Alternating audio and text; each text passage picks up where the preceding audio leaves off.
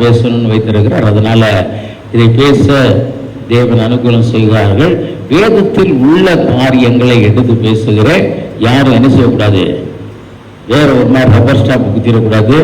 அதனால வேற ஒரு மாதிரி நினைக்கக்கூடாது. எல்லாரும் ஆண்டவருடைய சமூகத்தில் எல்லாரும் ஒண்ணுதான். எல்லாரும் என்னது ஒண்ணு. ஆனாலும் பிரியமானவர்களே, வேதத்தில் நீங்கள் பார்க்கலாம், ஆண்கள் விசேஷமானவர்கள் என்று வேதம் சொல்லுகிறது. ஆண்கள் எப்படியா இருக்கிறாங்க? விசேஷமானவர்கள். அல்லேலூயா, அல்லேலூயா. காரணம் என்னன்னு பார்த்தோம்னா, முதலாவது தேவன் சிருஷ்டித்தது யாருன்னா ஆதாமை தான் சிருஷ்டித்தார். விசேஷமானவர் ஆதாமை தான் சிருஷ்டித்தார்.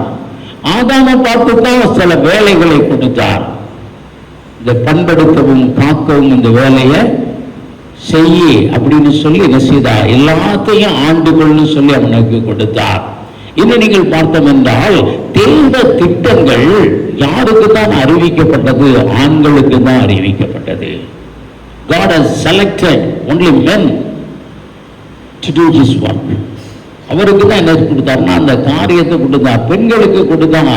அது அவர்களே சில நேரத்தில் என்ன செய்றாங்க, முதலாய் சிம்சோனை உருவாக்கும் முன்பாக ஆண்டவர் யாருக்கு தரிசனம் கொடுத்தார்? யாருக்கு தரிசனம் கொடுக்கின்ற காரியத்தை சொன்னார்?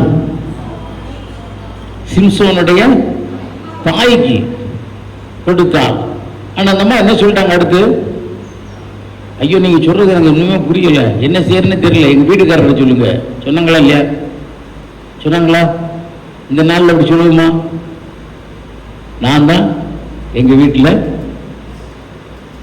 எல்லாம் டேடி எப்படிதான் டம்மின்னு நினைக்கிறோம். ஆனால் இங்கே பார்க்கிறோம், தேவ திட்டங்கள் ஆண்டவர் ஆண்களுக்கு சொல்லுகிறார். இன்னும் பார்த்து ஏன்னு தெரியல, ஆண்டவர் சீஷர்களை தெரிந்தெடுத்தார். 12 சீஷர்களை யாராவது ஒரு சீஷியை தெரிந்து கொண்டாரா?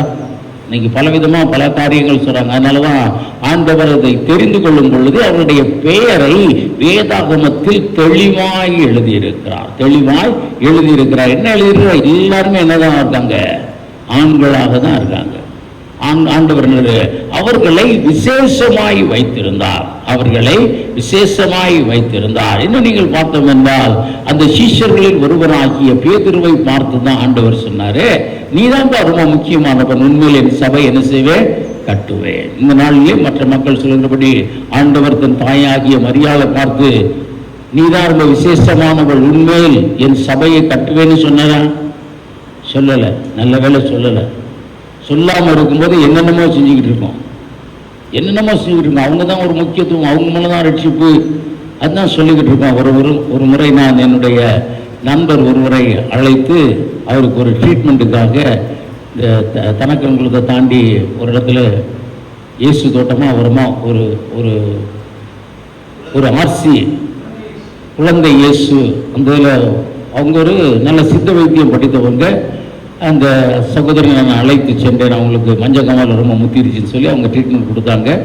என்னோட கூட கிறிஸ்டின்னு சொல்லி பேசும்பொழுது ஒரு கேள்வி மட்டும் எனக்கு என்னிடத்துல சொன்னாங்க. கேட்டார்கள், what do you think about mother Mary அப்படின்னு கேட்டாங்க. நான் அவர்களுக்கு உடனே ஒரு பதில் சொன்னேன், no doubt she is a noble one, but salvation is not through Mary. அவங்க நிச்சயமா பாக்கியவதி, ஆசீர்வதிக்கப்பட்டவங்கனால் ரட்சிப்பு யார் மூலமா இல்லை? அவர்கள் மூலமா இல்லை. தேவன் அப்படியாய் தெரிந்து கொள்ளல. அவர் உண்டாக்கினது முதலாவது யாரை உண்டாக்கினார்? ஒரு மனிதனை உண்டாக்கினார். அவர் அழைத்ததும் யாரைத்தான் அழைத்தார்? ஒரு மனிதர்களை. 12 பெயரை கர்த்தர் தெரிந்து கொண்டார். ஆகவே தேவ சமூகத்தில் இன்னும் நிறைய சொல்லலாம். தேவ சமூகத்தில் யார் தான் விசேஷமானவர்கள்? யார் விசேஷமானவங்க? எல்லாரும் விசேஷமானவர்கள் தான். ஆனால் எல்லாரும் காட்டிலும் ஆண்கள் சற்று 1% 2% கூடுதலாக விசேஷமானவர்கள். ஒத்துக்கொள்வோமா? அல்லேலூயா, அல்லேலூயா. சத்தமே வரல இந்த பக்கத்துல இருந்து. அல்லேலூயா. உங்க மகளுக்கு திருமணம் முடிந்ததுன்னு வைத்துக் கொள்ளுவோம். திருமணம் முடிந்து முதல் குழந்தை வரப்போகிறது. என்ன குழந்தை வேணும்னா என்ன சொல்லுவீங்க? என்ன சொல்லுவீங்க? ஏன் அப்படி சொல்றீங்க? விசேஷமானவர்கள். அல்லேலூயா. அதை ஒத்துக்கிட மாட்டேங்கிறோம். விசேஷமானவர்கள் இல்லைன்னு சொல்லல. தேவன் அது அவங்களுடைய டியூட்டிஸ் அப்படியாய் படைத்திருக்கிறார். இவங்களுடைய டியூட்டிஸ் அப்படியாய் படைத்திருக்கிறார். இவங்க எல்லாருமே யார் எதற்காக படைத்தார்? பெண்களை எதற்காக படைத்தார்? ஆண்களுக்கு துணையாக படைத்தார். To assist them, to assist them. ஆனால் ஆதியிலிருந்தே அது நடக்கல. ஆதியிலிருந்து என்ன செய்யல? நடக்கல. ஆதியிலிருந்தே ஆண்டவர் சொன்னார், ஆதாமை பார்த்து சொன்னார், நீ எல்லாத்தையும் என்ன செய்ய? ஆண்டுகள். ஆதாம் எல்லாத்தையும் ஆண்டு கொண்டான். யார் ஆண்டு கொள்ள முடியல? யார் ஆண்டு கொள்ள முடியல? ஏவாள ஆண்டு கொள்ள முடியல. ஆதியிலிருந்தே அவங்க போறது அங்க போரு. அவங்க ஒரு பழத்தை கொடுத்து சாப்பிடுறா, இவர் நிற்கிறது உடனே சாப்பிட்டுது, உடனே சாப்பிட்டுது. அதே மாதிரி பார்த்தோம் என்றால் சாராள், ஐயா நீ வேற ஒரு கல்யாணம் பண்ணி ஒரு குழந்தைய பெற்றுக்கோ, அவ்வளவுதான், ஓகே, எல்லாத்துக்கும் ஓகே சொல்லிதான் எப்படி இருக்கும்? இப்படி இருக்கிறோம் பிரியமானவர்களே, இப்படி இருக்கிறோம் விசேஷமானவர்கள். அதான் பார்க்கிறோம். நம்ம அதை உணர்ந்து கொள்ள வேண்டும். தேவன் தன்னுடைய திட்டத்தை மோசேக்கு தெரியப்படுத்துகிறார். மோசேக்கு பின்பு ஆண்டவர் பெண்களையும் எடுத்து பிரயோஜனப்படுத்தினார் என்று இந்த பெண்கள் ஆராதனையில யாரை குறித்து பார்த்தோம்? தெபோராளை குறித்து பார்த்தோம். தெபோராளை குறித்து பார்த்தோம். ஆண்டவர் எடுத்து பிரயோஜனப்படுத்தாமல் இல்லை. ஆனால் 75% யாரை தான் தேவன் தெரிந்தெடுத்திருக்கிறார்? ஆண்களை தான் தெரிந்தெடுத்திருக்கிறார். அவர்களால் தான் நிறைய காரியங்கள் செய்ய முடியும்னு ஆண்டவர் நினைத்தாரோ என்னமோ தெரியல. அதை நம்ம செய்து வருகிறார். அதை என்ன செய்கிறார் ஆண்டவர்? அப்படியாய் சொல்கிறார். நம்ம விசேஷித்தவர்கள் குடும்பத்தின் தலைவராய் யாரை தான் வைத்திருக்கிறார்? ஆண்களை தான் வைத்திருக்கிறார். இன்னும் சொல்லிக்கொண்டே போகலாம் பிரியமானவர்களே. இதெல்லாம் யார் பேசணும்னா நீங்க எடுத்து பேசணும். நீங்க எடுத்து பேசணும். பாஸ்ட் எடுத்து பேசினா பாஸ்ட் என்னைக்குமே இப்படிதான் பேசுவாருன்னு சொல்லுவாங்க. நீங்க தான் என்ன செய்யணும்? எடுத்து பேசணும். உண்மை போட்டி கூட வைக்கணும். ஆண்கள் பெரியவர்களா பெண்கள் பெரியவர்களான்னு அன்னைக்கு தான் நல்லா இருக்கும். அப்படி ஒரு காரியத்தை செய்ய கர்த்தர் நமக்கு அனுகூலம் செய்வாராக. ஏன்னா அப்பதான் சூடு பிடிக்கும். அப்பதான் என்ன செய்யும்? சூடு பிடிக்கும். அப்பொழுது நம்ம ஆளுங்களாம் என்ன செஞ்சுருவாங்க? விட்டு கொடுத்துருவாங்க. இதை நம்ம பெருசா படுத்தி பேசி போன வீட்டில் போனா கஞ்சி கிடைக்காதுன்னு என்ன செய்யறது? கொஞ்சம் விட்டு கொடுத்து போயிடுறது, அவ்வளவுதான்.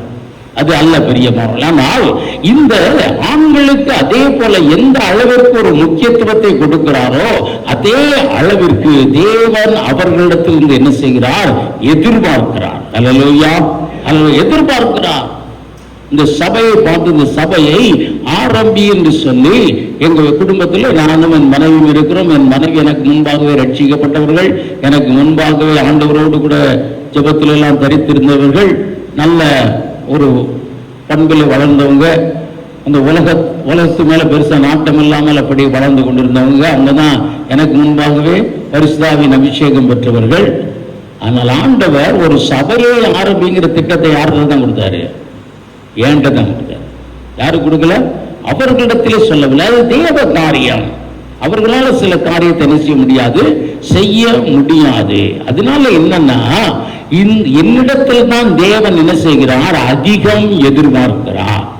அல்லேலூயா, அல்லேலூயா. என்னிடத்துல அந்த திட்டத்தை கொடுத்ததுனாலதான் என்னிடத்துல அதிகமாய் தேவன் என்ன செய்கிறார்? எதிர்பார்க்கிறார். ஒருவேளை ஆண்டவருடைய வருகை வரும் பொழுது, 2ஆம் வருகையில நியாயத்திற்கு வரும் பொழுது நான் தான் அதிகமாய் கணக்கு கொடுக்கிறவனா இருக்கணும். அவர்களுக்கு அதிக கணக்கு கொடுக்க வேண்டியதில்லை. அவர்களிடத்துல தேவன் எதிர்பார்க்க வந்தவர்களை விசாரிச்சாயா? அன்பா வச்சிருக்கிறாயா? சபைக்கா ஜெபிக்கிறாயா? அவ்வளவுதான்.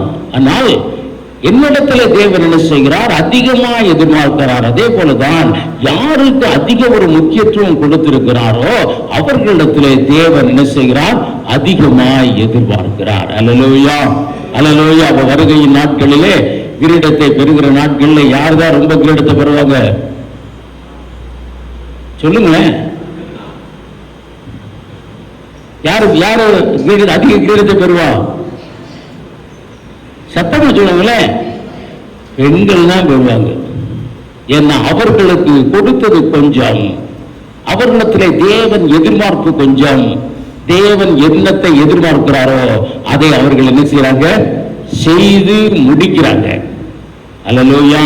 நம்மிடத்திலே தேவன் கொடுத்தது அதிகம், தேவன் நம்மிடத்திலே எதிர்பார்த்தது அதிகம். ஆனா நம்ம அந்த எதிர்பார்ப்பை என்ன செய்யல? ஃபுல்ஃபில் பண்ணல. ஃபுல்ஃபில் பண்ணியிருந்தா என்னைக்கோ எழுப்புதல் வந்திருக்கும். ஃபுல்ஃபில் பண்ணியிருந்தா என்னைக்கோ இந்தியா ரட்சிக்கப்பட்டிருக்கும். பெரிய பெரிய காரியங்கள் என்ன செய்யும், நடந்திருக்கும்.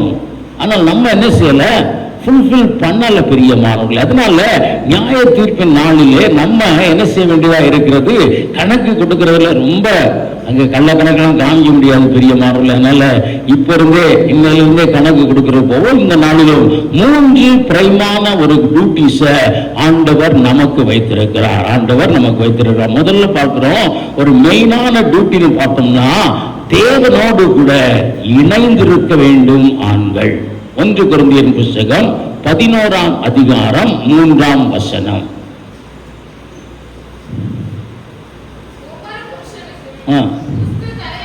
ஒவ்வொரு புருஷனுக்கும் கிறிஸ்து தலையாயிருக்கிறார். இங்க வர்ற வேதம் சொல்லுகிறது, ஒவ்வொரு புருஷனுக்கும் யார் தான் தலை? கிறிஸ்து தான் தலை. ஒவ்வொரு ஸ்திரீக்கும் யார் தலை? யார் தலை? புருஷர் தலை. பார்க்கிறோம், எளிதாக பெண்கள் என்ன செய்வாங்க என்றால் அந்த தலையை திருப்திப்படுத்திடுவாங்க. தலையை திருப்திப்படுத்திடுவாங்க. நம்ம அந்த தலையை என்ன செய்யணும், திருப்திப்படுத்தணும். எப்பொழுதும் தேவனோடு கூட இணைந்திருக்க வேண்டும் ஆண்கள். அதான் சொல்லப்பட்ட ஒரு காரியமா இருக்கிறது. அல்லேலூயா, அல்லேலூயா. ஏனென்றால் நமக்கு தலை யாரு? கிறிஸ்து. தலையை விட்டு என்ன செய்ய முடியாது, சரீரத்தை பிரிக்க முடியாது. தலை எங்கு போகிறதோ அங்க என்ன செய்யணும், உடலும் போகணும். தலை இருக்கிற இடத்துல தான் உடல் இருக்கணும். தலைக்கோட ஃபங்க்ஷன் நமக்கு தெரியும். இந்த உடல், இந்த சரீரம், இந்த தலை என்ன நினைக்கிறதோ, இந்த மூளை என்ன நினைக்கிறதோ அதன்படியா என்ன செய்யணும், செயல்பட வேண்டும். ஆண்டவர் நம்மிடத்தில் என்ன செய்திருக்கிறார், அதை எதிர்பார்த்திருக்கிறார். அதை என்ன செய்கிறார், எதிர்பார்க்கிறார்.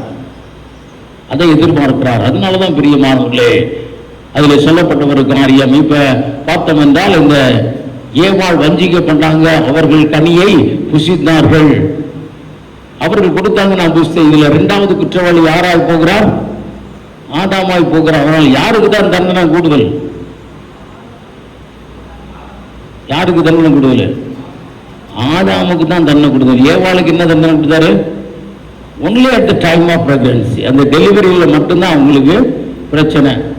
அதுவும் இப்போ உள்ள காலத்தில் வருஷத்துக்கு அவங்க ஆயுசு நாட்களுக்கு 2 தடவை அல்லது 3 தடவை தான். நமக்கு என்னது, நெத்தி வேர்வை செய்யணும், நிலத்துல சிந்த பாடுபடணும். தினம் நமக்கு என்னதான் பாடுகள். காரணம், தேவனுடைய எதிர்பார்ப்பை நம்ம என்ன செய்யல, சரியான முறையிலே செயல்படுத்தல.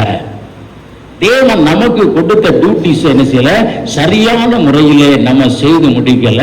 அந்த டியூட்டிஸ் என்னன்னு அறிந்து கொள்வதற்காக, என்ன நோக்கத்திற்காக தேவன் என்னை உருவாக்கினார் என்பதையும், என்ன நோக்கத்திற்காக ஒரு குடும்பமாய் மாற்றினார் என்பதையும், என்ன நோக்கத்திற்காக எனக்கு வேலையை கொடுத்தார் என்பதையும் நம்ம அறிந்து கொள்ளும்படியா எப்பொழுதும் தேவனோடு கூட இணைந்திருக்க வேண்டும் ஆண்கள் என்று வேதம் சொல்லுகிறது. அல்லேலூயா. இதுதான் மாற்றுகிறது இருக்கா? இல்ல. தேவன் நமக்கு எப்படி இருக்கிறார், தலையாய் இருக்கிறார். அது ஒரு இடத்துல தான் அப்படியாய் சொல்லப்பட்டிருக்கிறார். பார்த்தோம் என்றால் இட்ஸ் a great privilege. இது ஒரு பெரிய சாட்சியம் பிரியமானவர்களே, இது ஒரு பெரிய சாட்சியம். தேவனோடு கூட இணைந்திருப்பது அப்படிங்கிறது ஒரு பெரிய ஒரு சாட்சியமான ஒரு காரியம். அல்லேலூயா, அல்லேலூயா.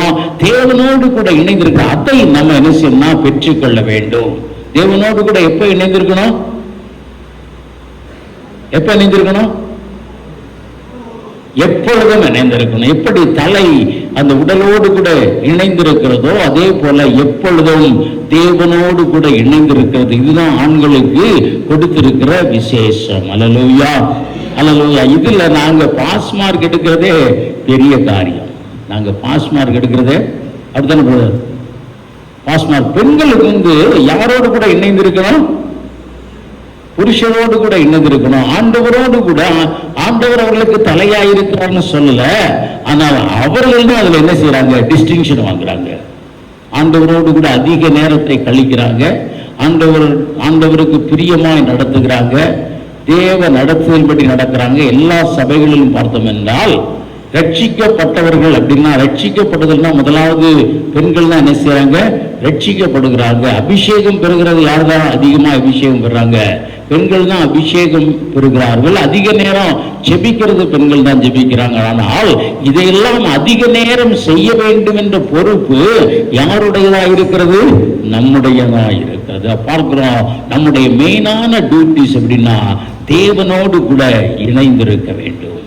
தேவனோடு கூட இணைந்திருக்க வேண்டும். அதுல அதை சொல்ல போனோம் என்றால், அப்ப இணைந்திருக்கிறதுனா எப்பொழுதும் கர்த்தருக்கு பயந்து அவருடைய வழியில் என்ன செய்யணும்? நடக்க வேண்டும். அவருடைய வழியில் என்ன செய்யணும்? நடக்கணும். எப்பொழுதும் கர்த்தருக்கு பயந்து நடக்கிறவன் தான் பாக்கியவான். பயந்து நடக்கிறவன் பாக்கியவானா இருக்கிறான். ஏனென்றால் கர்த்தர் நம்மோடு கூட இருக்கிறார். இது ஒரு சாதாரணமல்ல, இதற்கு ஒரு பெரிய எடுத்துக்காட்டு சொல்ல நம்ம சொல்லலாம். யோசேப்போடு கூட சொல்லலாம். யோசேப்பு எங்கெங்க இருந்தாரோ அங்கெங்கெல்லாம் தேவன் அவரோடு கூட இருந்தார். காரணம், அவருக்கு தலையாய் இருந்தார். நம்மளும் கூட ஒருவேளை தேவனோடு கூட எப்பொழுதும் இணைந்து கொண்டிருக்கிற மக்களாய் இருப்போம் என்றால், தேவனோடு கூட இணைந்து அவரால் நடத்தப்படுகிறவர்களாய் இருப்போம் என்றால் எப்படி இருக்கும் பிரியமானவர்களே? அதுதான் ஆசீர்வாதமாய் இருக்கும். அதுதான் ஆசீர்வாதம்.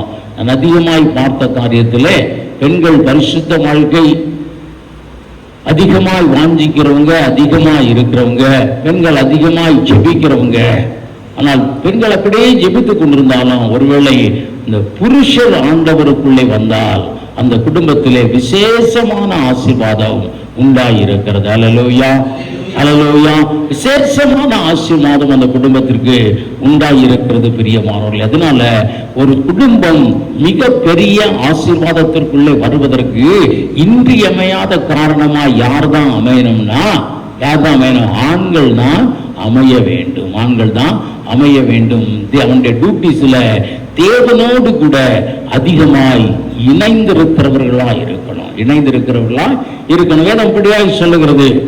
தேவனோடு கூட பேசிக்கொண்டே அதிக நேரம் இருந்தவங்க யாரு? ஏனோக்கு, மோசே. தேவனுக்கு சிநேகிதர் யாரு? ஆபிரகாம். நிறைய சொல்லப்பட்டிருக்குது. சிநேகிதி யாராவது இருந்தாங்களா ஆண்டவருக்கு? இல்ல, சொல்லப்படல. சிநேகிதின்னு யாரையும் சொல்லப்படல.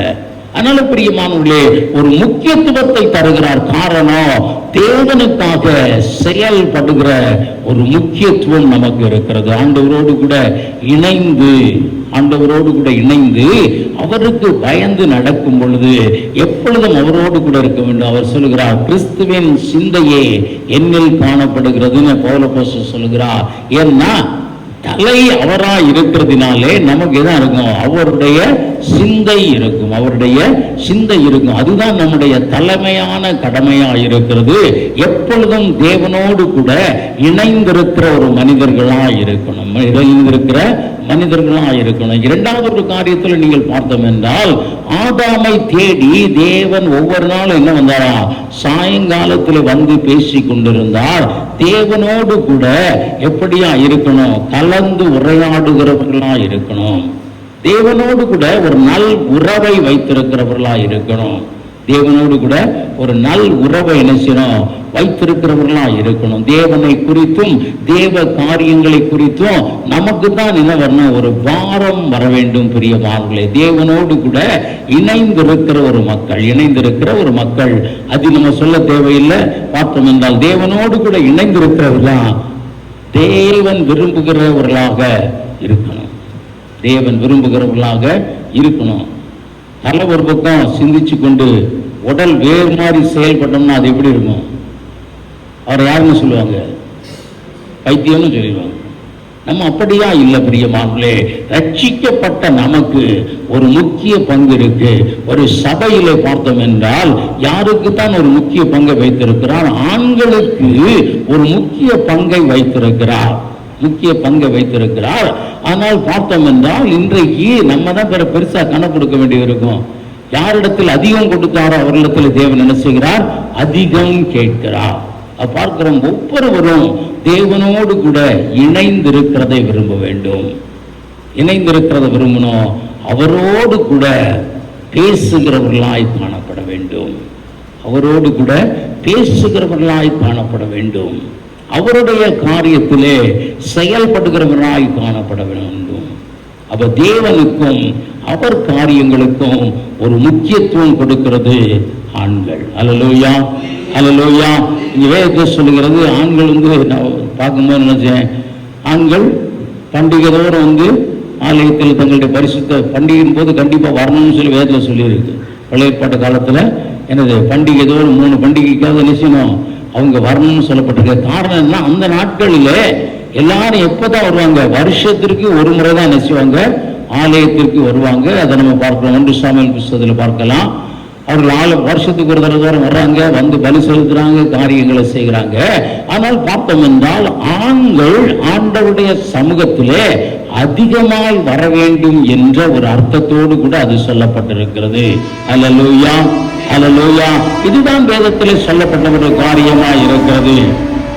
இன்னும் பார்த்தோம் என்றால் இந்த வேதத்தில் நீங்கள் வாசிக்கலாம், ஒரு விசேஷம் சொல்லப்பட்டிருக்கிறதுனா 1 தீமோத்தேயின் புத்தகத்தில் நமக்கு சொல்லப்பட்டிருக்கிறது, ஆண்கள் தேவ சமூகத்தில் தங்கள் பரிசுத்த கைகளை உயர்த்தி சொல்லப்பட்டிருக்கிறதா? யாரா எடுத்து வாசிங்க, பரிசுத்த கைகள் இருக்கும், எடுத்து வாசி. 1 தீமோத்தேயில் இருக்குன்னு நினைக்கிறேன். 1 தீமோத்தேயா 2 தீமோத்தேயா இல்லை. நீங்க பார்த்தோம் என்றால்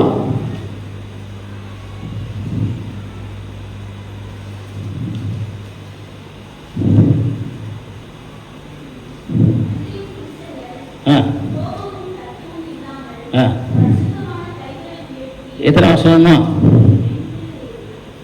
2 தீமோத்தேயு 8வது வசனத்தை நீங்க எடுத்து பார்த்தோம் என்றால் அதில் தெளிவாக சொல்லப்பட்டிருக்கிறது. அதை கொஞ்சம் நம்ம தியானித்து பார்ப்போம். வாசிங்க. கோபமும் தர்க்கமும் இல்லாமல் பரிசுத்தமான கைகளை உயர்த்தி. இங்கே பார்க்கிறோம், ஆலய காரியங்களிலே எப்படியா இருக்க வேண்டும், ஆண்கள் எப்படியா இருக்கணும், கோபம் இல்லாதவர்களா இருக்கணும். ரைட், நம்ம சபை பொறுத்தமட்டுக்கு ஓகே.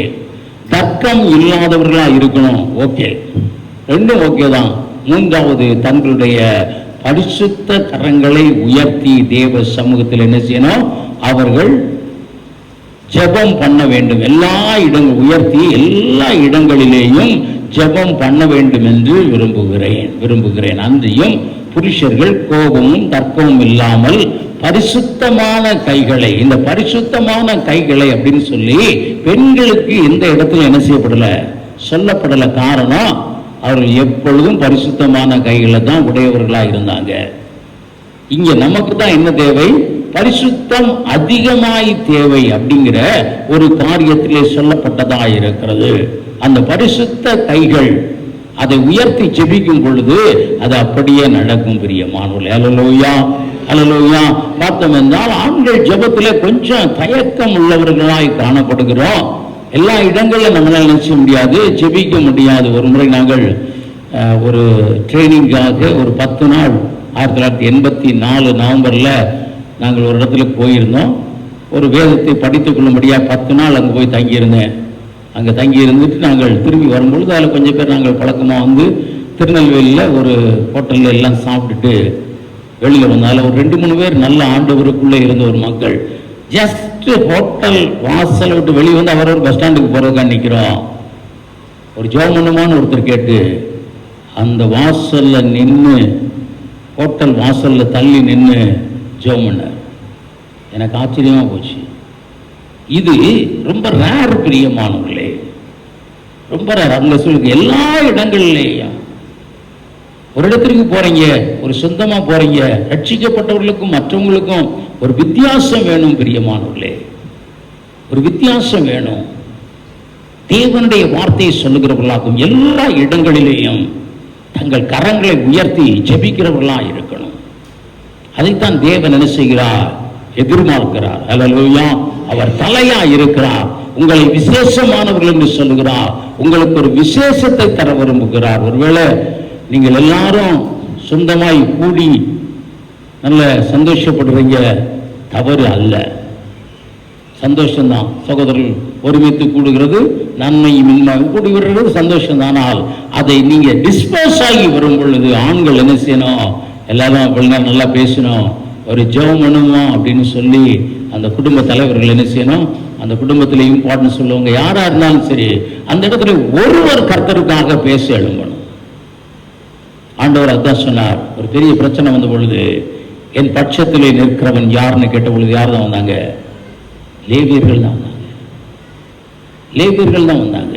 ஒருவேளை நீங்கள் கூடி வரும் பொழுது, அந்த இடத்தை விட்டு நீங்கள் பிரிந்து போகும் பொழுது நம்ம ரொம்ப யோசிப்போம். பிரியமானவர்களே, கர்த்தருக்காக எழும்புகிறவர்களாய் ஆண்கள் இருக்கணும். அந்த இடத்துல முடிச்சு எல்லாம் பேசுறோம், சந்தோஷம் தான். உலக பிரகாரமான காரியத்தை பேசுறோம், நல்லா சாப்பிட்றோம், எல்லாம் சந்தோஷம்தான். ஆனால் முடிந்த உடனே எப்படி இருக்கணும்? நீங்கள் எழுந்து என்ன செய்யணும்? ஜெபம் பண்ண வேண்டும். அல்லேலூயா. நாங்கள் ஒரு 7 பேர், எங்களுக்கு ஒரு ஃப்ரெண்ட்ஸ், நாங்கள் காலேஜ் கல்லூரி படிக்கிறதுல இருந்ததும் அப்படியே ஃபேமிலியானோம். எல்லாருமே திருமணம் இருந்தபடியினால கொஞ்ச நாள் வந்த புதுசில் எனக்கு ஊழியம் அதிகம் இல்லாத நேரத்தில் மாதம் ஒரு முறை ஒவ்வொரு வீடுகளிலே கூடுவோம். மாதம் ஒரு முறை ஒவ்வொரு வீடுகளிலே போய் ஃபேமிலியாக 7 ஃபேமிலியும் போய் கூடுவோம். அங்கேருந்து ரொம்ப நேரம் பழைய கதைகளாக சொல்லி எல்லாம் பேசுவாங்க. நான் இப்போ ரட்சிக்கப்பட்ட ஆண்டவருக்குள்ளே வந்த ஒரு நாட்கள், ஊழியத்துக்கு பெருசாக போகலை. அப்போ இங்கே எல்லாம் பேசி முடிப்பாங்க. எல்லாம் பேசி முடிச்சிருப்போம். சாப்பிட்றதுக்கு முன்னால் அது நடந்திருக்கிற காரியம் என் மனைவிடத்தில் கேட்கலாம், பிள்ளைகளிடத்தில் கேட்கலாம். நான் எழுந்து வேதத்திலிருந்து ஒரு வார்த்தையை எடுத்து ஒரு 5 நிமிஷம் அவர்களோடு கூட பேசுவேன். பேசி ஒவ்வொரு குடும்பத்திற்காக ஜெபிப்போம். பிரியமானவர்களே, இதை தேவன் ரட்சிக்கப்பட்ட அவருடைய பிள்ளைகளாகிய ஆண்களிடத்தில் என்ன செய்கிறார்? எதிர்பார்க்கிறார். only you can do. நீங்க தான் செய்யணும், நீங்க தான் செய்யணும். அதற்கு மாறாக இன்னைக்கு யார் தான் செய்யறாங்க? கூடுறது தவறு அல்ல, பேசுகிறது தவறு அல்ல, ஆகாரம் சாப்பிடுகிறது தவறு அல்ல. அந்த இடத்திலே தேவனுக்கென்று எழும்பி நிற்கிறது யார்? அதை கர்த்தர் ஆண்களின் பங்காக என்ன செய்கிறார்? சொல்லுகிறார். ஆண்களின் பங்காக சொல்லுகிறார். அப்பதான் போகும்பொழுது நம்ம என்ன சொல்லணும்? தேவ பிள்ளைகளாய் நாங்கள் போக முடியும். ரொம்ப காலத்திற்கு அதை நாங்கள் அப்படியே வந்தோம். பிறகு கொஞ்சம் அப்படி இப்படி வித்தியாசம் வந்த பொழுது எங்களால் அதை தொடர்ந்து செய்ய முடியலை. ஏன் செய்ய முடியலன்னு தெரியல. இப்போ தான் நான் சில வேளைகளில் என் பையன் ஒரு நாள் என்கிட்ட கேட்டான், அப்படியே நீங்கள் அதை கண்டினியூ பண்ணியிருக்கலாம்லப்பா, ஏன் கண்டினியூ பண்ணலைன்னு கேட்டேன். என்ற மற்றவர்கள்லாம் தேவனை அறியாதவர்கள். ஸோ அவர்களுக்கு வேத வசனத்தை குறித்து சொல்லி என் மேலே ஒரு நல்ல ஒரு நம்பிக்கை வைத்திருந்தாங்க, நல்ல பையன் அப்படின்னு. ஆனால் நம்ம அந்த 2 வார்த்தையை சொல்லலாம். அதைத்தான் தேவன் என்ன செய்கிறார்?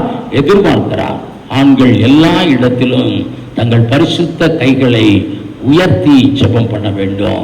அப்படி ஜெபிப்பீர்கள் என்றால் நம்முடைய கரங்கள் தேவன் விரும்புகிற கரங்களா இருக்கும் என்றால், தேவனுக்கென்று உயர்ந்திருக்கிற ஒரு கரங்களா இருக்கும் என்றால், அந்த ஜெபத்தை கர்த்தர் என்ன செய்கிறார்? கேட்கிறவரா இருக்கிறார். செஞ்சு பாருங்க. ஒருவேளை உங்களுடைய சொந்தங்கள் சேர்ந்து வந்திருந்தீங்கன்னா, அதுல ஒருத்தருக்கு ஏதாவது ஒருவேளை கல்யாணம் நடக்கல அல்லது திருமணம் அல்லது குழந்தை வரல அப்படின்னு இருந்தா, நீங்க கைகளை உயர்த்தி அந்த இடத்துல தேவனுக்காக எழும்பி நின்று ஜெபிங்க. அந்த இடத்துல தேவன் என்ன செய்வார்? அதிசயங்களை செய்வார். இதுக்காகத்தான் உங்களை ரட்சித்திருக்கிறார். அல்லேலூயா. இது ஆண்களுடைய ஒரு பங்காய் இருக்கிறது. பிரியமானவர்களே, ஒரு பங்காய் இருக்கிறது. இதில் தான் சொல்லப்பட்டிருக்கிறது. அப்போ பார்த்தோம் என்றால், ஒரு குடும்பத்திலே அப்படியாய் தேவனோடு கூட இணைந்திருக்கிறவர்களாய் இருக்கணும். தேவனுக்காக செயல்படுகிறவர்களாய் எல்லா இடத்திலும் இருக்க வேண்டும். யார் என் காரியமாய் போவார்? ஆண்டவர் சொல்றாரு. பரலோகத்திலே ஒரு பாரம். ஒருவேளை நீங்கள் நண்பர்களாய் போயிருக்கலாம். ஒரே ஒரு தடவை பார்த்து நினைக்கிறேன், நீங்கள் கொச்சினுக்கு போயிருக்கிறத ஒரு கேஸ் அந்த ஃபோட்டோலாம் எடுத்து அனுப்பியிருந்தாங்க. அதில் முடிந்து போகும்போது ஒருத்தர் ஜெபிக்கிற ஒரு ஃபோட்டோ மட்டும். சகோதரி தான் ஜெபிச்சாங்க. சகோதரில் யாரும் என்ன செய்யல? சகோதரி ஜெபிச்சிங்களா?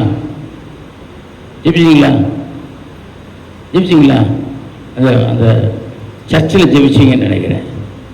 எல்லா இடத்திலும் பார்த்தோம் என்றால் பெண்கள் தான் அதில் ஒரு முக்கிய பங்கு வகிக்கிறாங்க.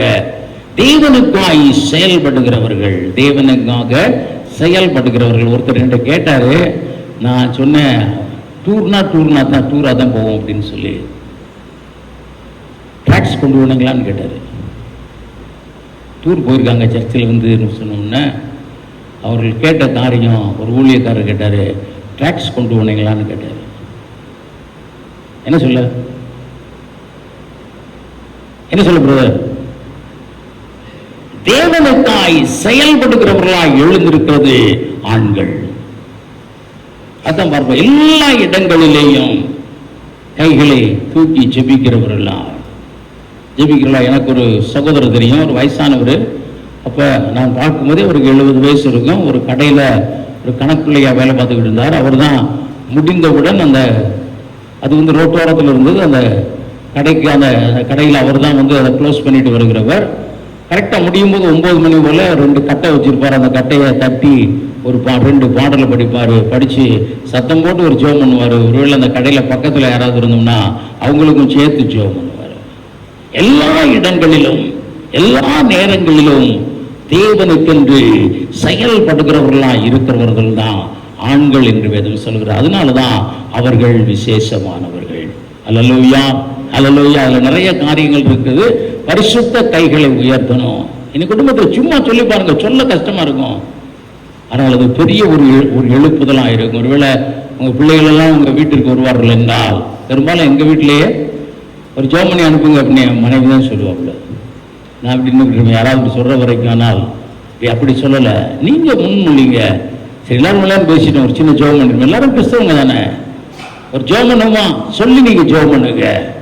நீங்க கர்த்தருக்கென்று செயல்படுங்க, கர்த்தர் அதை ஆசீர்வதிப்பார். முதலாவது பார்த்தோம், தேவனோடும் தேவ காரியத்தோடும் நம்ம ஆண்கள் இணைந்திருக்கிறத கர்த்தர் விரும்புகிறார். அல்லேலூயா, அல்லேலூயா. எல்லா வீடுகளிலும் குடும்ப ஜெபம் லீட் பண்றது யாரு? பெரும்பாலும் யார் சொல்லுங்க? யாரு? பெண்கள். அந்த நிலை என்ன செய்யணும்? மாறணும். இந்த வருடத்தின் கடைசியில் கேட்டேன், எல்லா வீடுகளிலும் குடும்ப ஜெபத்தை யார் தான் நடத்தணும்? யார் தான் நடத்தணும்? விசேஷமானவர்கள் நடத்தணும். அப்பதான் உங்க குடும்பத்தில் என்ன நடக்கும்? விசேஷங்கள் நடக்கும். உங்க குடும்பத்தில் என்ன நடக்கும்? அதிசயங்கள் நடக்கும், அற்புதங்கள் நடக்கும். தேவனோடு கூட எப்பொழுதும் இணைந்திருக்கிறவர்களும், தேவனுக்காக எல்லா இடங்களிலும் எல்லா வேலைகளிலும் செயல்படுகிறவர்களாய் தேவ பிள்ளைகளாகிய ஆண்கள் இருக்கணுங்கிறதான் ஆண்டவர் விரும்புகிறார். இதுதான் ஒன் ஆஃப் அவர் டியூட்டிஸ். அல்லேலூயா, அல்லேலூயா. அடுத்து இரண்டாவது ஒரு காரியம் பார்க்கிறோம், குடும்பத்தோடு கூட ஒரு இணக்கம், ஆண்டவரோடு கூட ஒரு இணைப்பு. அடுத்ததாய் பார்க்கிறோம், குடும்பத்தோடு கூட ஒரு இணைப்பு கண்டிப்பா இருக்க வேண்டும். எபேசியர் 5ஆம் அதிகாரம் 23ஆம் வசனம் எல்லாருக்கும் தெரிந்த ஒரு வசனம் தான்.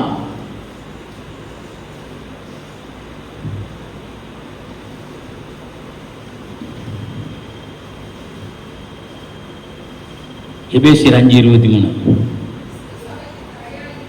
கிறிஸ்து சபைக்கு தலைவராய் இருந்து புருஷன் மனைவிக்கு தலையாயிரும். ஒரு குடும்பத்திலே ஹெட் யார் தான்? குடும்ப தலைவர். ரேஷன் கார்டை எடுத்தாலும் சரி, எதை எடுத்தாலும் சரி, குடும்ப தலைவர் யார் தான் கேட்கிறாங்க. குடும்ப தலைவர் யாராவது நான் இல்லை எங்க வீட்டு மாதான் சொல்றீங்களா? சொன்னாலும் என்ன செய்ய மாட்டாங்க, ஏத்துக்கிட மாட்டாங்க. வீட்டில் ஒருவேளை அப்படிதான் இருக்கலாம், அது வேற. ஆனா என்ன செய்ய மாட்டாங்க, ஏத்துக்கிட மாட்டாங்க. நம்ம தான் ரெஸ்பான்சிபிலிட்டி. ஒருவேளை நம்முடைய குடும்பத்திலே மகன் ரட்சிக்கப்படாமல் போனால் தேவன் யார்கிட்ட தான் கணக்கு கேட்பாரு? யார்கிட்ட தான் கேட்பாரு? அப்பாட்ட தான் கேட்பாரு. நீ ஜெபிச்சையா? நீ முன்மாதிரியா இருந்தையா? பார்க்கிறோம், ஒரு குடும்பத்திலே ஒரு தலையா இருக்கிறவர்கள் தான் ஒரு முன்மாதிரியா இருக்க வேண்டும். குடும்பத்திற்கு ஒரு முன்மாதிரியா இருக்கணும். நம்ம பைபிள் வாசித்தா தான் பிள்ளை பைபிள் வாசிப்பான். நம்ம ஜெபிச்சா தான் பிள்ளை ஜெபம் பண்ணுவான். நம்ம டிவி பார்க்காம இருந்தா தான் பிள்ளை டிவி பார்க்காம இருப்பான். நம்ம செல்ல நோண்டாம இருந்தா தான் பிள்ளை செல்ல நோண்டாம இருப்பான். குடும்பத்திற்கு ஒரு மாடல், ஒரு தலை. அல்லேலூயா, அல்லேலூயா. இதுதான் வேதத்தில் சொல்லப்பட்ட காரியம். அவன் இல்லாமல் அணுவும் அசையாதுன்ற மாதிரி ஒரு குடும்பத்தில் யார் இருக்கணும்? அதுக்குன்னு அது சொல்லப்பட்டிருக்கிற ஒரு காரியம். ஒரு ஆதிக்கம் அல்ல. இதை சொல்லும் பொழுது நான் தான் தலை அப்படின்னு ஒரு ஆதிக்கம் அல்ல. அது சொல்லப்பட்டிருக்கிற ஒரு காரியம் என்னவென்றால், நீங்க நெட்லாம் நீங்க எடுத்து பார்த்தோம்னா பொறுப்புடன் அன்பாக வழி நடத்த வேண்டும். அதை சொல்லும் பொழுதுதான் ஆண்டவர் சொல்லுகிறார், பெண்களுக்கு ஒரு கடமையை சொல்லுகிறார். நீங்கள் எல்லாரும் புருஷனுக்கு என்ன செய்யணும்? புருஷனுக்கு என்ன செய்யணும்? கீழ்ப்படியணும். ஏன்னா அதான் இல்லை, அதனால அது சொல்லுகிறார். ஆனால் ஆண்களுக்கு சொல்லும் பொழுது என்ன செய்கிறார்? நீங்கள் உங்கள் மனைவி என்ன செய்யணும்? உங்கள் மனைவி என்ன செய்யணும்? அன்பா இருக்கணும், நேசிக்கணும். நேசிக்கணும். நீங்க பார்க்கலாம் பிரியமான 95% அல்லது எல்லாருமே சொல்லலாம், ஆண்கள் தங்களுடைய மனைவிகளுக்கு நன்றாய் செய்கிறாங்க. சாரி வாங்கி கொடுக்குறாங்க, நகை வாங்கி கொடுக்குறாங்க, எல்லா ஜாமானும் வாங்கி கொடுக்குறாங்க, அவங்க சொல்றதெல்லாம் செய்யறாங்க. ஆனால் அது எந்த பேசிஸ்ல இருக்கணும்னா அவர்கள் மேல் அன்பு வைத்த பேசிஸ்ல இருக்கணும். ஆனால் இன்றைக்கு எப்படி நடந்து கொண்டிருக்கிறதுனா கடமைங்கிற ஒன்றுக்காகத்தான் இன்னைக்கு நடந்து கொண்டிருக்கிறது. ஆனால் ஆண்டவர் அதை சொல்லல.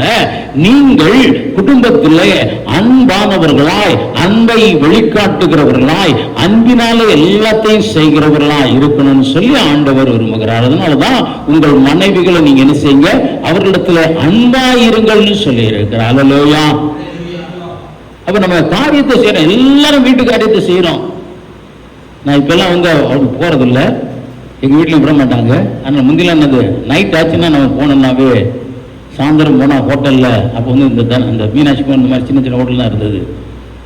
எல்லாரும் கையில் ஒரு தூக்குவாளி வச்சுட்டு யார் தான் இருப்பாங்க? ஆண்கள் வரிசையா. அதை ஒரு முறை பார்க்கும் பொழுது நம்ம விக்ரசிங் பாஸ்டரே அங்கே இருந்தார்.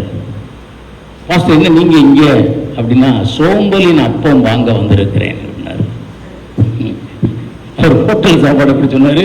சோம்பலின் அப்பம். அதை வாங்குறதுக்கு யாரு தான் வர்றது?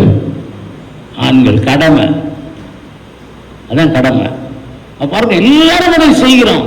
ஆனால் கடமை என்று செய்யாமல் குடும்பத்தின் மேல் வைத்திருக்கிற அன்பின் நிமித்தம் அதை செய்ய வேண்டும். அல்லேலூயா, அல்லேலூயா. ஒரு மனைவிக்கு, ஒரு பிள்ளைக்கான பிள்ளைக்கு அதான் செய்யறோம், தப்பு இல்லை. பிள்ளைகளுக்கு என்ன செய்யறோம்? அன்பை காட்டுகிறோம்.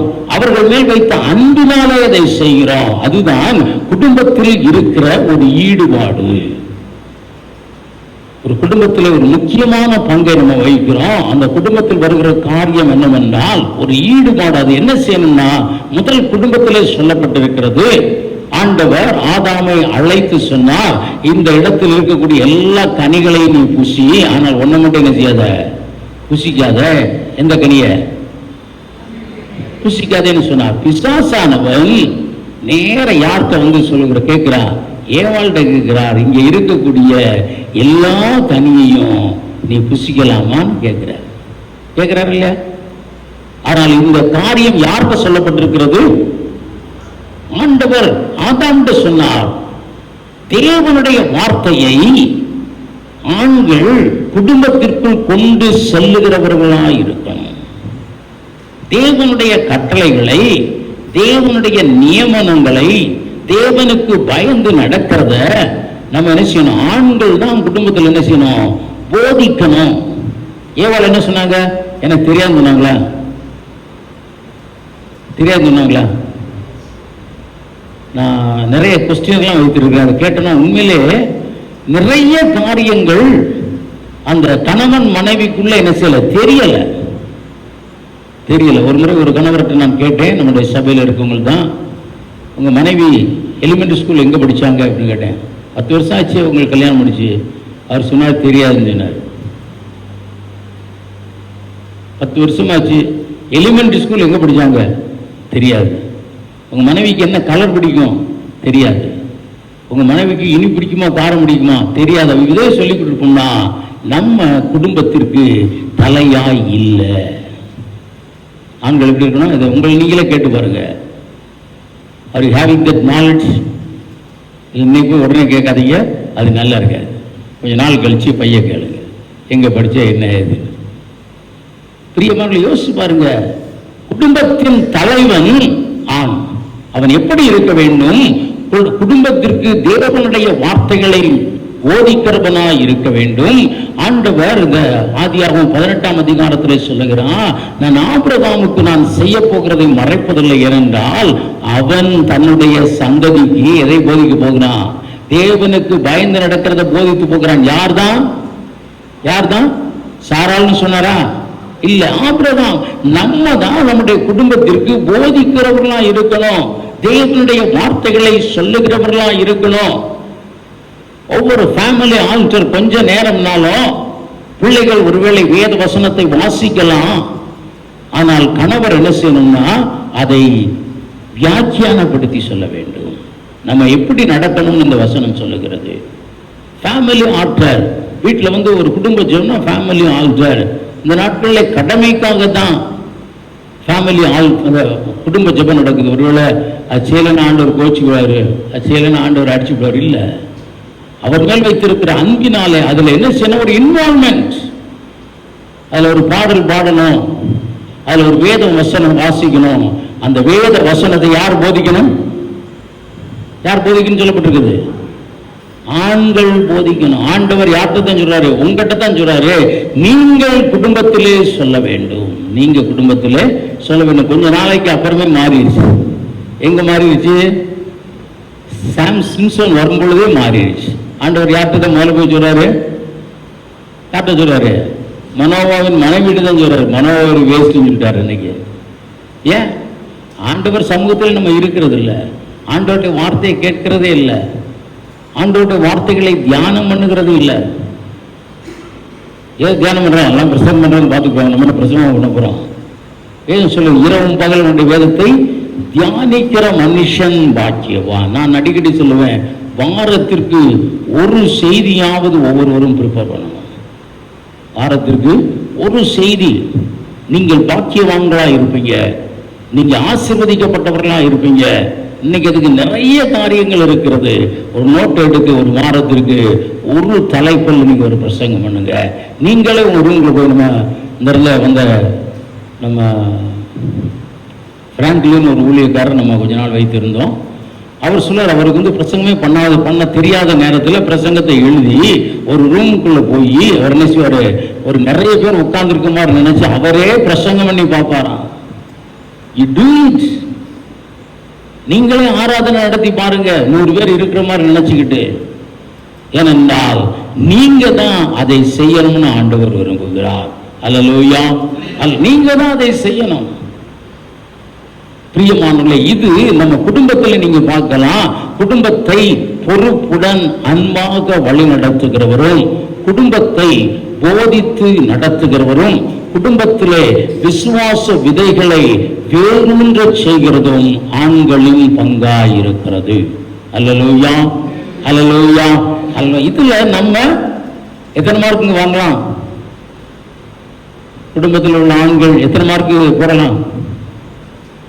Pass mark வாங்கிடுவோமா? போதிக்கணும் முடியாதுங்க. போதிச்சாலும் கேட்கறதுக்கு அந்த ஆள் இருக்கு. அதெல்லாம் நீங்க எதிர்பார்க்க, நீங்க போதிச்சுக்கோங்க. ஆனால் இதை தேவன் எதிர்பார்க்கிறார். அடுத்து மூன்றாவது ஒரு காரியத்தை மட்டும் பார்த்து முடிப்போம். பிரியமானவர்களே, சமுதாயத்தோடு கூட இணைந்திரு, ஆண்டவரோடு கூட இணைந்திரு. வீட்டிற்கு ஒரு முன்மாதிரியா இருந்து நடத்து. சமுதாயத்தின் மேல ஒரு பாரம் வர வேண்டும். சமுதாயத்தின் மேல ஒரு பாரம் வர வேண்டும். ஒருவேளை அரசியல் நமக்கு வேண்டாம், ஆனால் ஆண்டவர் சொல்லுகிறார், நீங்க ராஜ்யத்திற்காகவும் ராஜாக்களுக்காக வேண்டிக் கொள்ளுங்கன்னா அதை குறித்து ஒரு பாரம். உங்களுடைய வீட்டிற்கு போறீங்க, போற வழியில நேரம் குழியா தோண்டி தோண்டி போட்டு வச்சிருக்கீங்க. எத்தனை நேரம் நம்ம முணுமுணுத்துக்கிட்டு போயிருக்கோம். எல்லா நேரம் அப்படிதான் போறோம். ஆனால் நீங்கள் வீட்டிலே போய் அந்த பாரத்தை ஜெபத்திலே வைங்க. ஆண்டவரே, இந்த சமுதாயம் இப்படியாய் காணப்படுகிறது. எங்க பார்த்தாலும் என்ன செய்யறாங்க? ஆக்கிரமிப்பு பண்ணுகிறாங்க. எங்க பார்த்தாலும் போறதுக்கு வழி இல்லாம தோண்டி போடுறாங்க. இதுக்கு நீங்க ஒரு மாறுதலை தாங்கன்னு சொல்லி சமுதாயத்திற்காக வேண்டுதல் செய்கிறவர்களா இருங்க. அல்லேலூயா, அல்லேலூயா. கொஞ்சத்தில் உண்மை உள்ளவனை கர்த்தர் என்ன செய்கிறார்? அநேகத்தின் மேலே அதிகாரியாய் வைக்கிறார். யோசேப்பை அநேகத்தின் மேலே பெரிய சமுதாயத்தை போஷிக்கும்படியாக ஆண்டவர் எடுத்தார். காரணம், அந்த சமுதாயத்தின் மேல் அவருக்கு இருந்த ஒரு கரிசனை. இந்த சமுதாயத்திற்கு மேல அவருக்கு இருந்த ஒரு கரிசனை. மொர்தெக்காயை தலைவனாய் மாற்றினார். காரணம், அவருடைய சமுதாயத்திற்கு மேல் அவருக்கு இருந்த ஒரு கரிசனை. ஒரு சட்டம் ஆயிருச்சு, அந்த சட்டத்தை எதிர்த்து என்ன செய்யறது தெரியல, ஒவ்வொன்னு அழுதுட்டு போய் ஜெபம் பண்றாரு. சோ இந்த சமுதாயத்திற்கான மாறுதல் வரணும்னு சொல்லி நீங்க ஜெபிங்க. அநேக நம்ம ஜெபிக்கிறோம். தமிழகத்திற்கு ஒரு மாறுதல் வரணும், தமிழகம் ஒரு கிறிஸ்தவ மாநிலமாய் மாறும், கண்டிப்பாய் மாறும். அநேகர் அந்த பாரத்தோடு கூட ஜெபிக்கிறாங்க. ஆனா அதே பாரம் இந்தியாவுக்காக நம்ம என்ன செய்யணும்? ஜெபிக்க வேண்டும். அந்த சமுதாயத்திற்கு சமுதாய காரியங்களோடு கூட என்ன செய்யணும்? இணைந்திருக்க வேண்டும். நம்மளால முடிந்த அளவிற்கு சமுதாயத்திற்கு உழைக்க வேண்டும். சமுதாயத்திற்கு என்ன செய்யணும்? உழைக்க வேண்டும். அந்த நாளிலே எல்லாருக்கும், கிறிஸ்தவர்கள் எல்லாருக்கும் என்ன இருந்ததுன்னா, இந்த சமுதாயத்தின் மேலே அவர்களுக்கு ஒரு பாரம் இருந்தது. இந்த சமுதாயத்திலே நம்ம நல்லா இருக்கணுங்கிற ஒரு பாரம் இருந்தது. நான் சிவகாசியிலே கொஞ்ச நாள் வேலை பார்த்த பொழுது நிறைய இந்த கம்பெனிஸுக்கெல்லாம் போயிருக்கிறேன். அந்த கம்பெனி முதலாளிகளோடு இந்த லோன் வேணும்னா எங்களோட தான் பேசுவாங்க. அப்போ அதில் பார்த்தோம்னா சீனியரான ஆள்கள், ஒரு வயசான ஆளாக இருக்கும். அப்போ ஒருவர் எங்களோடு கூட பேசினார், நீங்க சிவகாசியில எந்த பெரிய ஒரு கடைகளுக்கு போனாலும் அதனுடைய தலைமை எழுத்தர் அல்லது அந்தரங்கமான காரியங்களை செய்கிறவர் ஒன்று ஒரு கிறிஸ்தவனா இருப்பான் அல்லது ஒரு பிராமணா இருப்பான்னு சொன்னார். ஏன்னா அவங்க தான் என்ன செய்யறாங்க?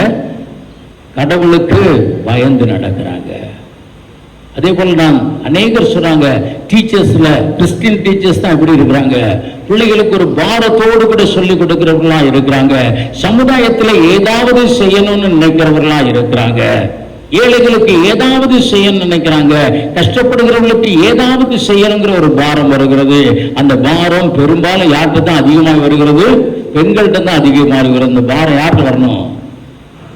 ஆண்களிடத்திலே வர வேண்டும். நமக்கு சமுதாயத்தை குறித்த பெரிய பாரம் வராது. வீட்டுக்கு வந்தோமா, ஒய்ஃப் சொல்றதெல்லாம் லிஸ்ட் எடுத்துக்கிட்டோமா, அதை போய் கடையில் வாங்கி தந்தோமா, படுத்தோமா, எந்திரிச்சோமா, சாப்பிட்டோமா, அதுதான் ஆண்களின் டியூட்டின்னு நம்ம என்ன செய்கிறோம்? நமக்குள்ளே அப்படியாய் வைத்து கொண்டோம். தேவனோடு கூட இணைந்திருங்க, தேவ காரியத்தோடு கூட இணைந்திருங்க, குடும்பத்தோடு கூட இணைந்திருக்க. குடும்பத்திற்கு நீங்க செய்ய வேண்டிய காரியம், ஸ்பிரிச்சுவல் காரியம் நிறைய இருக்கிறது. ஒரு ஒரு ஆங்கில பழமொழி இப்படியாய் சொல்லப்பட்டிருக்கிறது, if you find no time to walk your child now, later you have to run him after, you have to run him afterwards சொல்லப்பட்டிருக்கிறது. இன்னைக்கு உங்க பையனோடு கூட கொஞ்ச நேரம் இருந்து தங்கி செயல்பட உங்களுக்கு முடியலன்னா பின்னால் உங்க பையன் பின்னால் நீங்க என்ன செய்யணும்? ஓட வேண்டியது இருக்கும். பையனுக்கு உன் பிள்ளைகள் என்னால் போதிக்கப்படுவார்கள். யார் போதிப்பான்? ஆண்டவர் நேரம் வந்து சாமுவேல் கோஷ் மாதிரி போதிப்பாரா? போதிப்பாரா? பிள்ளைகளுக்கு யார் தான் போதிக்கணும்? யார் தான் போதிக்கணும்? தான் போதிக்கணும். ஒருவேளை உங்க வீட்டுக்கு நான் வர்றேன், பையன் இல்லை, உங்க பையன் எங்க தெரியல, கிட்டா போயிருக்கான். Is it a good answer? இல்ல. எங்க? கர்த்தர் யார்கிட்ட தான் கேட்பாரு? குடும்பத்தின் கணக்கை குடும்ப தலைவர்களிடத்திலே கேட்பார். இன்னைக்கு பிரியமானவர்களே, இந்த செய்தி ஒரு சாதாரண செய்தியாக தான் எடுத்தேன். ஆனாலும் இதை சாதாரணமாக தான் பேசிக்கிட்டு இருக்கேன். ஆனாலும் அவர் responsibility with God is high. Our responsibility with family is high. Our responsibility in society is high. அதுக்கெல்லாம் நம்ம கணக்கு கொடுக்கணும். கர்த்தரின் காரியத்திலே நம்ம பங்கு பெரிதாக இருக்கிறது. குடும்பத்தில் நம்ம பங்கு பெரிதாக இருக்கிறது. சமுதாயத்தில் நம்ம பங்கு பெரிதாக இருக்கிறது. அதுக்காக பாரப்படுவோம். அப்படியா இருக்கிறோமான்னு நம்மை நாமே ஆராய்ந்து பார்த்து நம்ம காரியங்களை செய்வோம். இதே போல பெண்களுக்கு ஆண்டவர் டியூட்டிஸை கொடுத்திருக்கிறார். இன்றைக்கு ஒருவேளை நானே கூட இதுக்கு மார்க் போடுவேன்னா ஒரு 50 மார்க்கு மேலே வராதுன்னு தான் நான் நினைக்கிறேன். போட்டு பாருங்க, இந்த வருடம் முடிவதற்குள்ள டிஸ்டிங்ஷன் வாங்கணும். கர்த்தரப்படியாய் நம்மை ஆசீர்வதிப்பாராக. இந்த வீட்டில் போய் தியானித்து பாருங்க, வாட்ஸ் மை டியூட்டி, தியானித்து பாருங்க. நிச்சயம் ஆசீர்வாதம் உண்டு, நிச்சயம் ஆசீர்வாதம் உண்டு. தலை தாழ்த்தி ஜெபிப்போம்.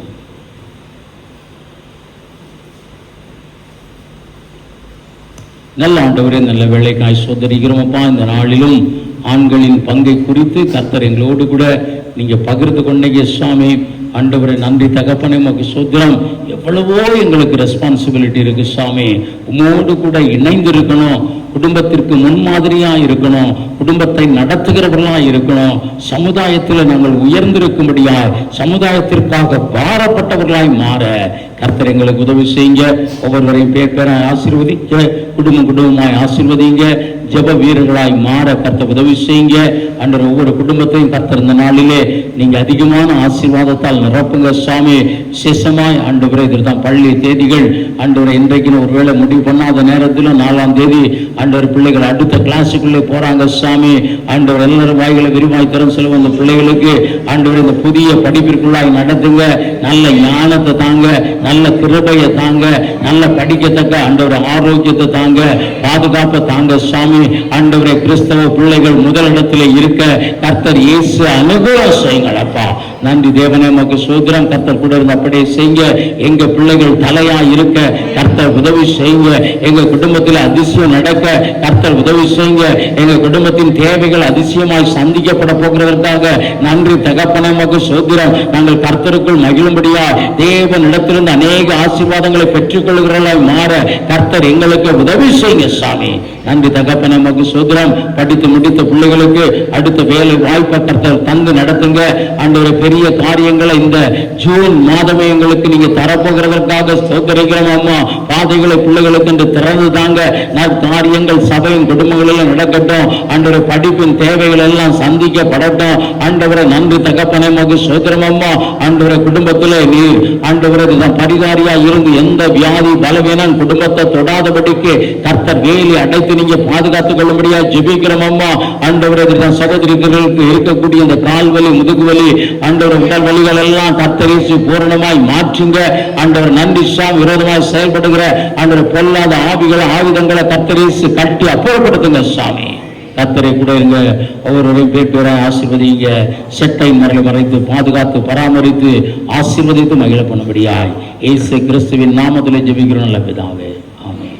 என் ஆத்துமாவே கர்த்தரை சோஸ்திரி, என் முழு உள்ளமையோடு கர்த்த நாமத்தை சோஸ்திரி.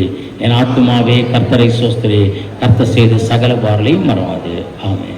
நம்முடைய கர்த்தராகிய இயேசு கிறிஸ்துவின் கிருபையும் பிதாவாகிய தேவனுடைய அன்பும் பரிசுத்த ஆவியின் அன்பின் ஐக்கியமும் சந்தோஷமும் சமாதானமும் நம்மளோடு கூட இன்றும் என்று சதா காலம் உண்டாயிருப்பதாக, ஆமென். அல்லேலூயா, அல்லேலூயா, அல்லேலூயா.